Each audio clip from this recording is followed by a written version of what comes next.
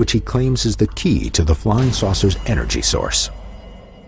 You take the cap off here, and the fuel that propels this thing is a piece of element 115.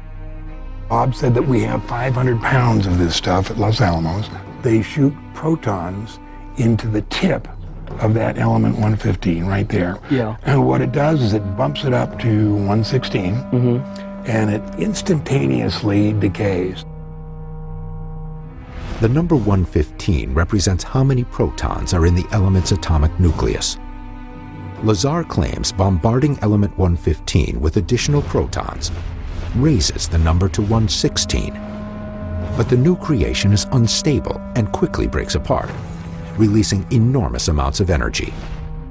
The entire process, according to Lazar, enables flying saucers to break conventional laws of gravity and travel at incredible speeds.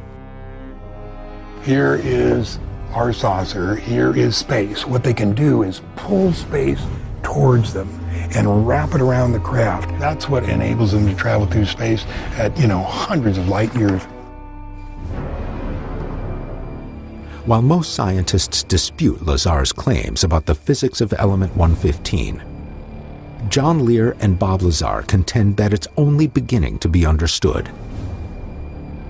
For anybody who thinks that flying saucers are a myth, a delusion, a hoax, John confirmed everything. John was deeper inside than anybody has ever been, except for Bob Lazar. The activities inside Area 51 may be out of view, but at the perimeter, the operation is all too public. Pat and Susan are now at the northeast corner of the restricted area. When they notice, they are not alone.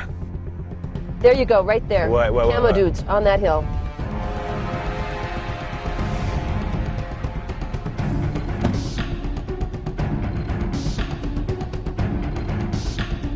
Is that them? It's definitely them. What are they doing? They're watching us. There's two guys in there. You want to see? You see, there are two guys actually in the vehicle? Did their lights just turn on? Yes, it did. I was wondering if there was anyone in the car. Right. And they sort of turn on their lights to respond to that. In the distance, surveillance units are monitoring both video and audio in the area. And see, you can see the sensors right there, keeping an eye on us. Despite being tracked, Pat and Susan continue on to the perimeter. You can see there's a new sign they've put over the old one. The old signs had "violators will be shot," which was a little intense. Wow. And so now they've got these signs. Well, what's this one say? Warning, U.S. Air Force installation. It is unlawful to enter this area without permission of the installation commander. All personnel and the property under their control are subject to search. Wow.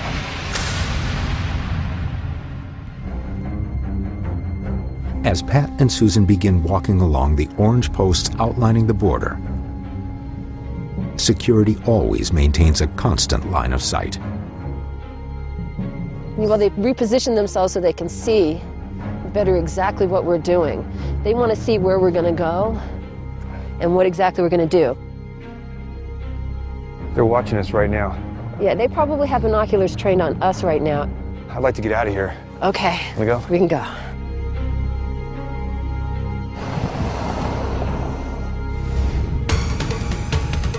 After seeing the tight security up close, Pat tackles a new vantage point. But this one involves a treacherous hike up a steep 8,000-foot peak that will finally reveal Area 51. We're getting images of Area 51 in high definition, of the likes of which people have never seen before. For years, the secrets of Area 51 have mystified UFO and military researchers alike. On common satellite images, the details aren't clear. There are several runways, numerous large buildings, and several other nondescript structures. These images don't capture the base fully operational.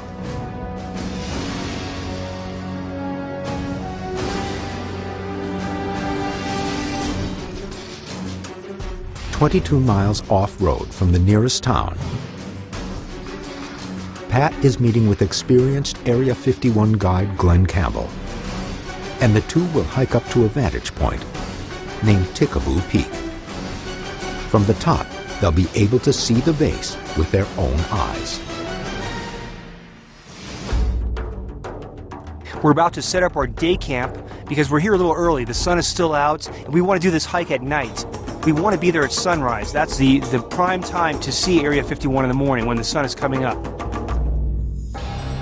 While Pat and Glenn Campbell set up a base camp for the night, 20 miles away, Dr. Ted Ackworth is surveying the skies over Groom Lake. Midway between the Nevada towns of Rachel and Alamo sits a stretch of road where UFOs are frequently reported in the airspace above Area 51. These actual images from over the clandestine base were captured here by amateur videographers. To put this to the test, we've actually contracted with a surveillance company out of Las Vegas, Southwest Surveillance. They're bringing in 3 high-resolution video cameras, which we will orient towards Area 51 and see if we capture anything on tape. The 3 cameras are set up 100 feet apart and will continuously record a panoramic portion of the skies above Area 51 for the next 3 days. If there's any strange aerial activity over the base, day or night, these cameras will capture it. As nightfall comes, Pat and Glenn Campbell are preparing for the long hike to the top of Tickaboo Peak. Tickaboo Peak is 26 miles away from Area 51 and is the only current location to legally view the base. We had to come across 22 miles of dirt road to get here. We have to hike this very difficult hike up to the top of the peak, so it's not something that people are going to do every day.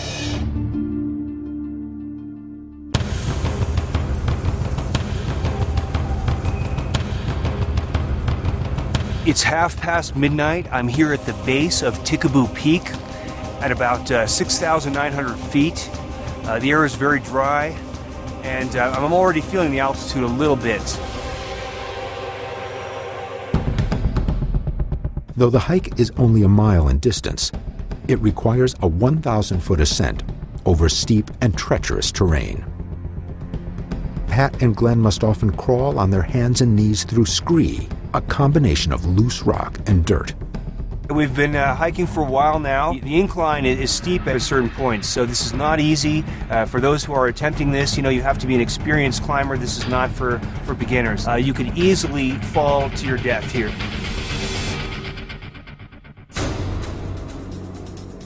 The night hike takes Pat and Glenn nearly 3 hours.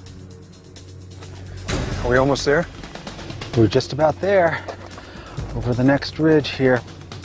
As they cross the ridge, the most elusive base in the world comes into view. You wanted Area 51. There it is.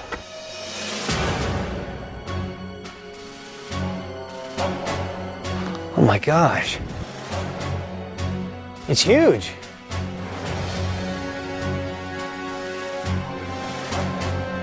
The base is still 26 miles away, but the stillness of the Nevada desert air and the lack of humidity gives a